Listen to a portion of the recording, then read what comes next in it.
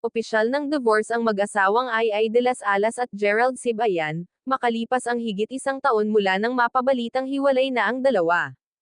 Sa ulat ng Philippine Entertainment Portal nitong Martes ika-10 ng Marso, natanggap na umano ni Ai ang kopya ng desisyon ng Superior Court of California, County of San Joaquin, kaugnay sa diborsyong inihain niya noong 2025.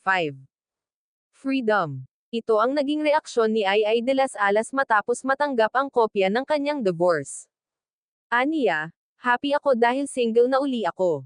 Parang half na nabubuo na ulit ako bilang Martina Aileen de las Alas. Wala nang Sibayan. Dagdag pa niya, and one more to go, hinintay ko lang ang resulta ng divorce namin para makapag-apply na ako ng church annulment. Ayon kay Ai, sa Amerika raw niya gustong ipagdiwang ang natamong kalayaan. Handa na rin umano siyang i-restart ang kanyang buhay. Matatandaang ang paghahain niya ng diborsyo ang isa sa mga aksyong ginawa niya upang bawiin ang petition for alien relative para kay Gerald.